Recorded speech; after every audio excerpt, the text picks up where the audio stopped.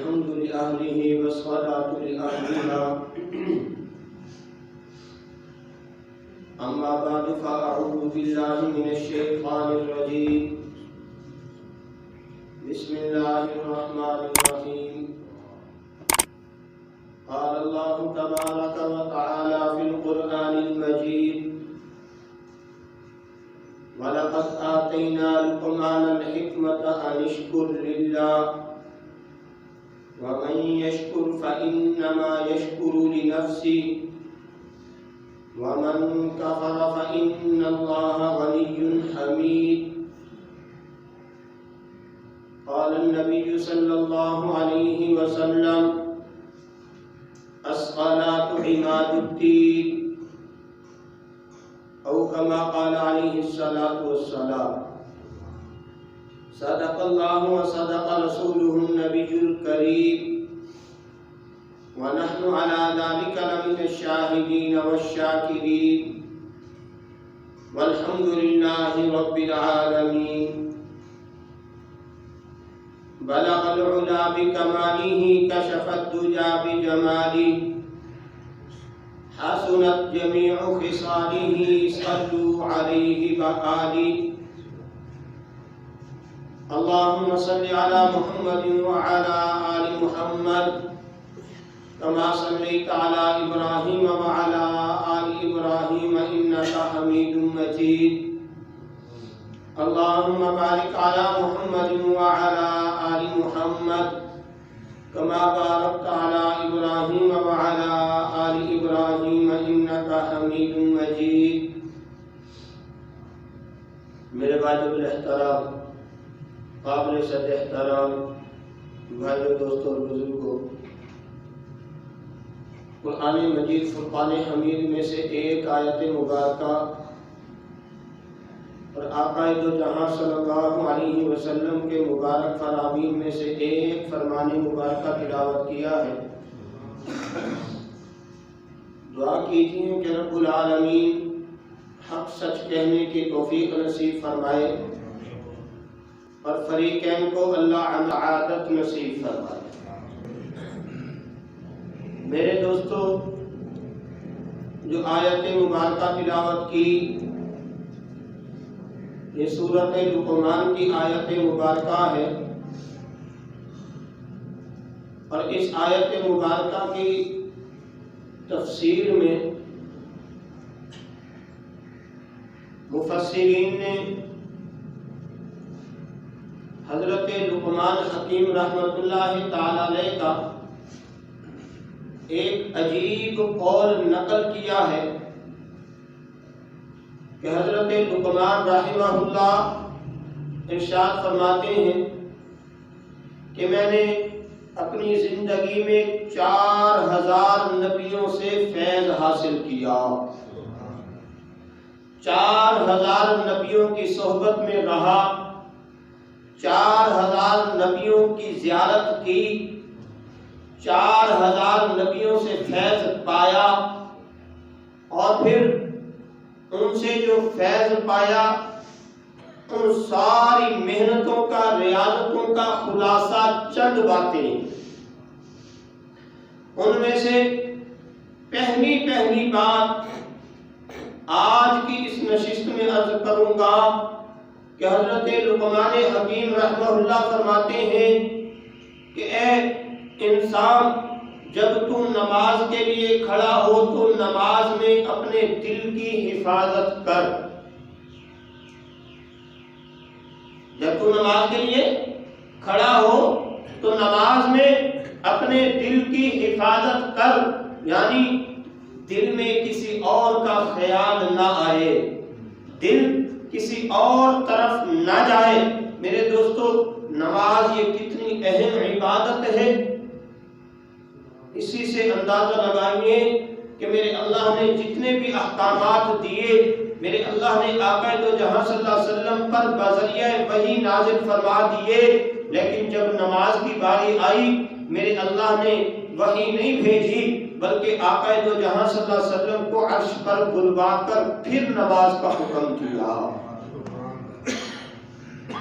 اور آقا دو جہاں صلی اللہ علیہ وسلم نے نماز کی اہمیت پر بہت زیادہ زور دیا، اور قرآن مجید کے اندر تقریباً 30 مقامات پر میرے اللہ نے اقام الصلاۃ، نماز کو قائم کرنے کا حکم دیا۔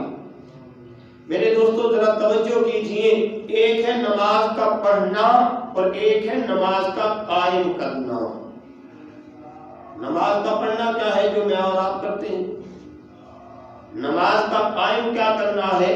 نماز کا قائم کرنا یہ ہے کہ خشوع خضوع سے ادا کی جائے، تمام ارکان کی رعایت رکھی جائے، فرض کو فرض کے مقام پر، واجب کو واجب کے مقام پر، سنت کو سنت کے مقام پر، مستحب کو مستحب کے مقام پر، یعنی انتہائی توجہ سے نماز کو ادا کرنا، تکبیر اولیٰ سے لے کر سلام پھیرنے تک کسی اور طرف دھیان نہ جائے، یہ ہے نماز کا قائم کرنا۔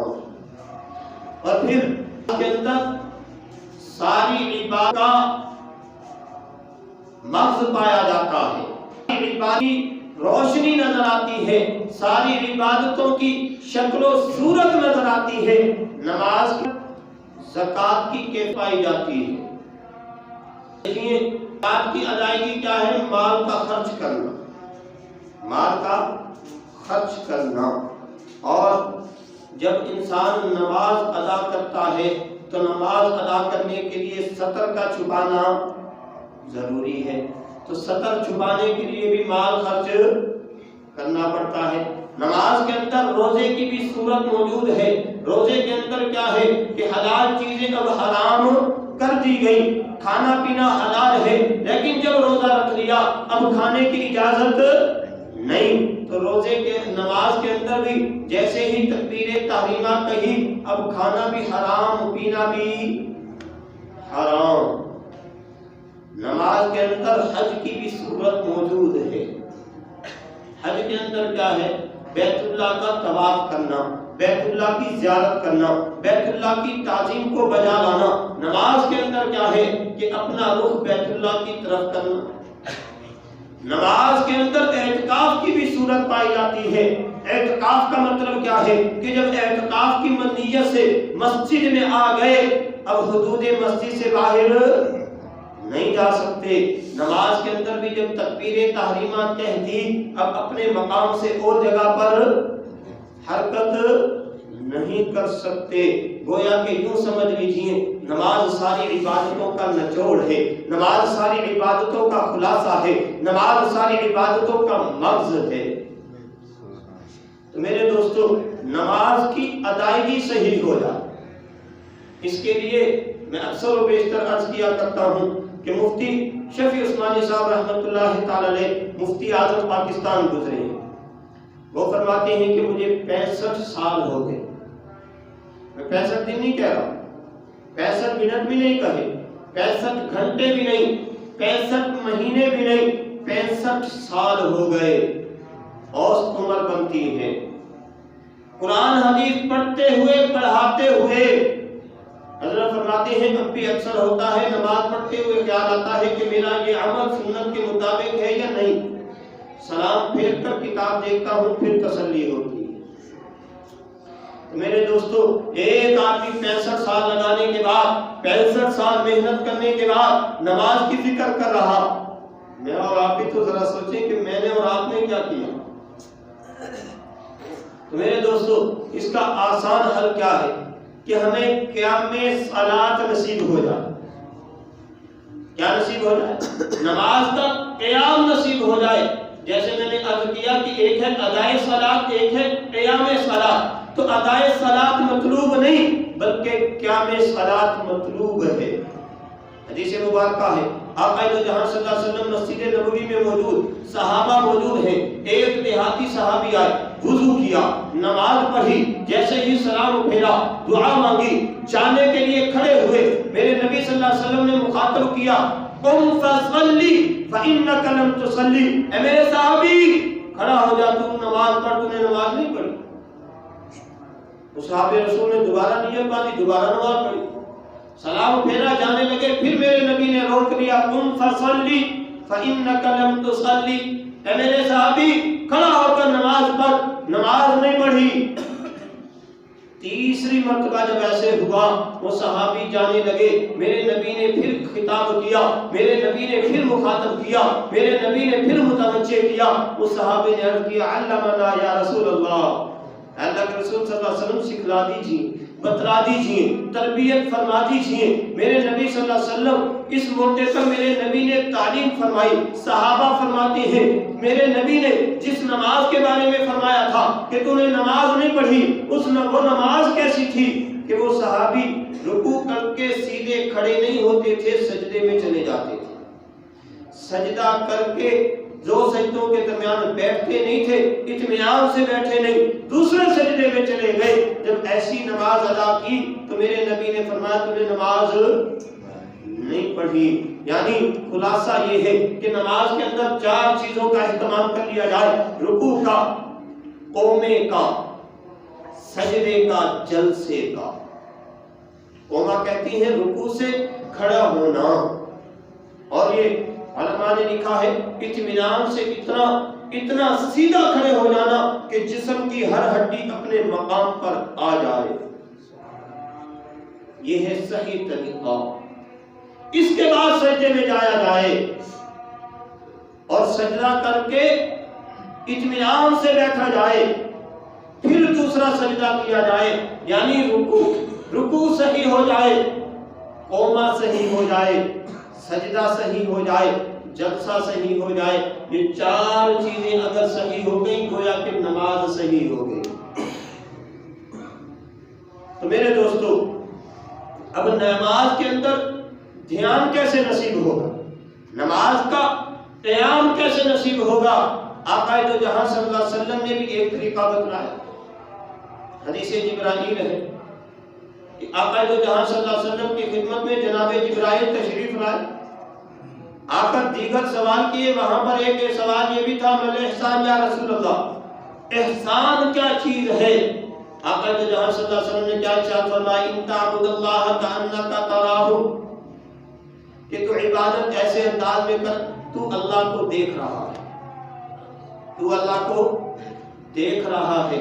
فَإِن لَمْ تَكُنْ تَرَاهُ فَإِنَّهُ يَرَاكَ، اگر یہ مقام نصیب نہیں ہوتا تو پھر کم از کم درجے میں یہ سمجھ کہ تو اللہ تجھے دیکھ رہا ہے، اللہ تجھے دیکھ رہا ہے۔ تو میرے دوستو سب سے پہلی قیام صلاۃ کی کیا کیفیت ہے کہ جب بھی ہم نماز کے لیے آئیں، جب بھی تکبیر تحریمہ کہیں، دل و دماغ میں یہ بات سما جائے، یہ بات بیٹھ جائے کہ میں اللہ سے ملاقات کے لیے آیا ہوں، میں اللہ کو دیکھوں گا، اللہ سے براہ راست باتیں کروں گا۔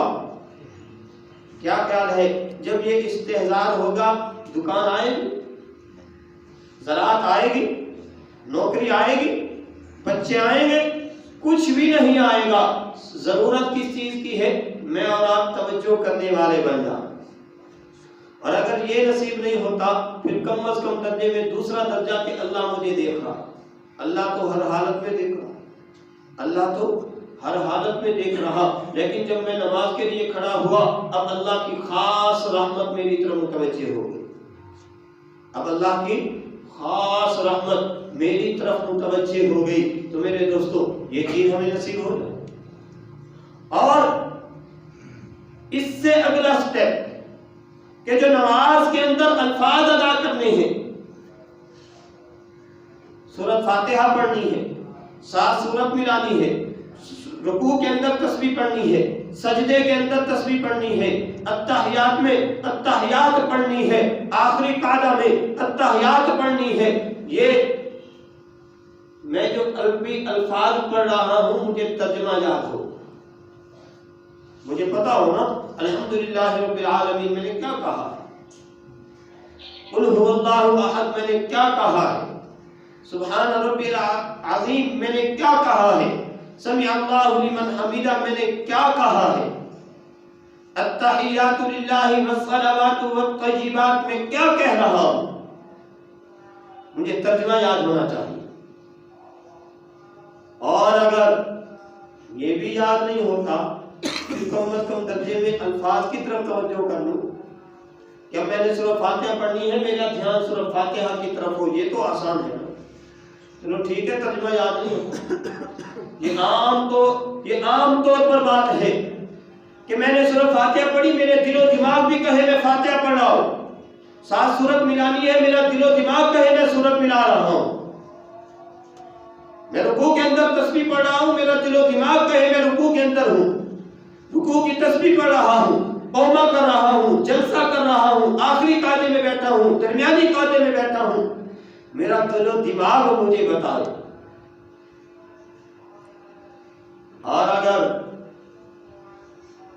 اس طرف بھی توجہ نہیں ہوتی،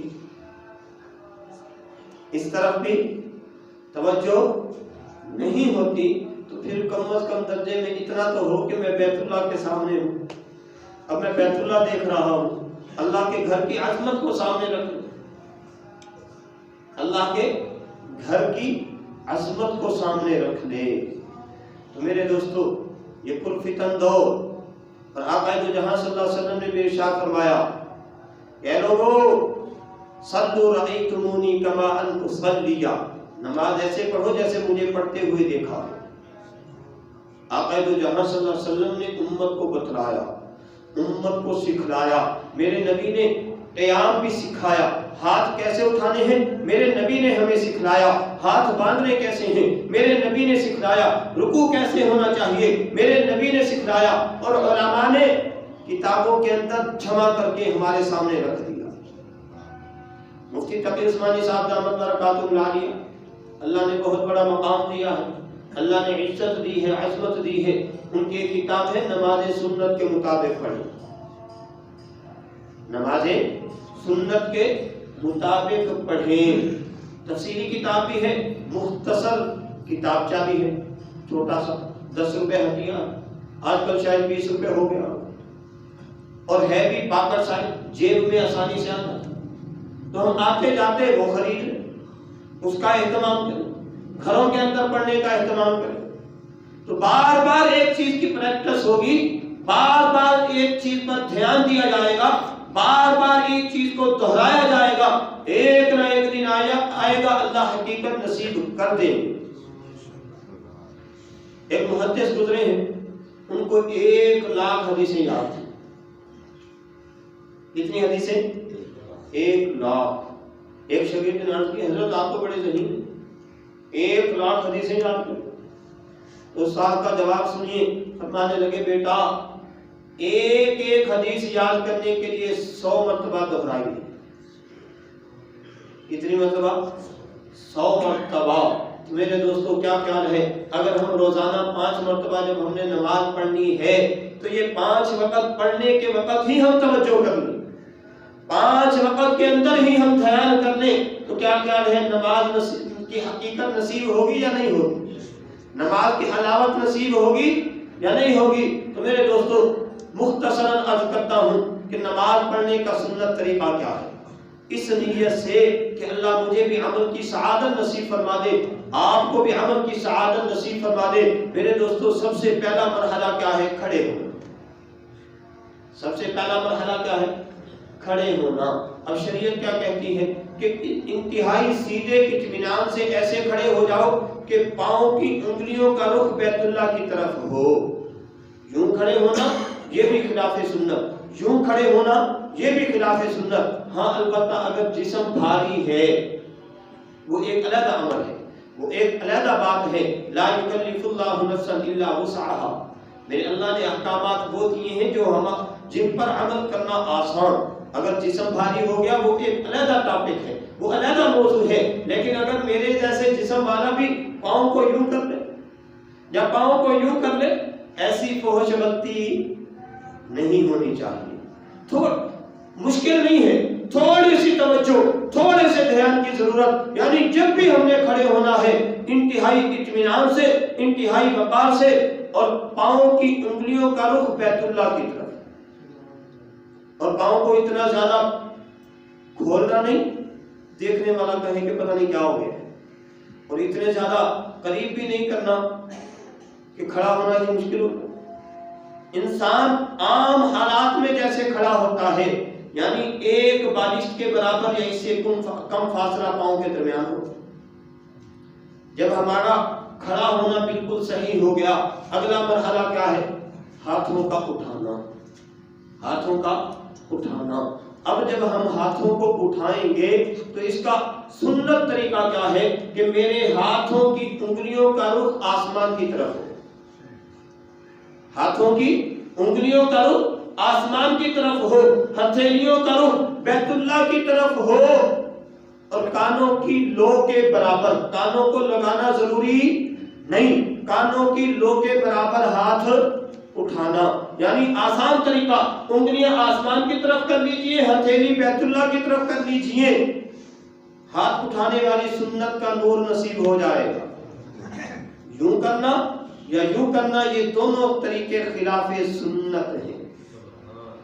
مفتی تقی عثمانی صاحب دامت برکاتہ العالیہ بڑا خوبصورت جملہ ارشاد فرماتے ہیں، وہ فرماتے ہیں کہ اگر ان طریقوں کا خیال نہیں رکھو گے، نماز پڑھو گے، دنیا کا کوئی مفتی نہیں کہے گا کہ نماز نہیں ہوئی، نماز ہو جائے گی، لیکن میرے نبی کی سنت کا نور نصیب نہیں ہوگا، میرے نبی کی سنت کا نور نصیب نہیں ہوگا۔ تو اس کا آسان طریقہ کیا؟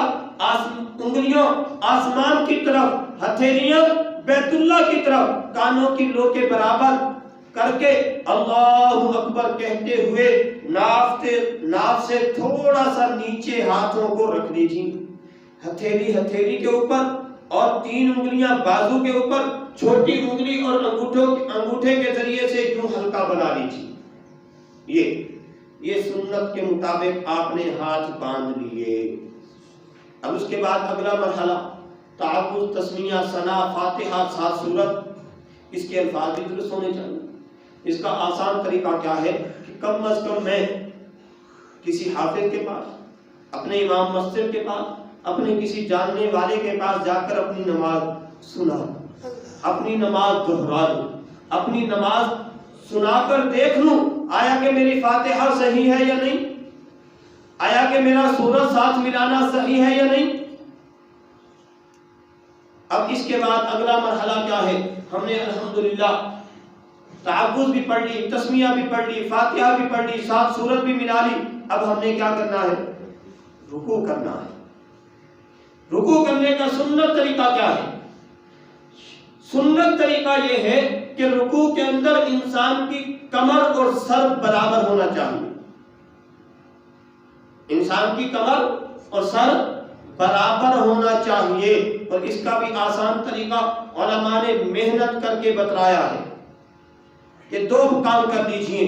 ایک تو رکوع کے اندر اپنے بازو بالکل سیدھے کر لیجئے، اپنے بازو بالکل سیدھے کر لیجئے۔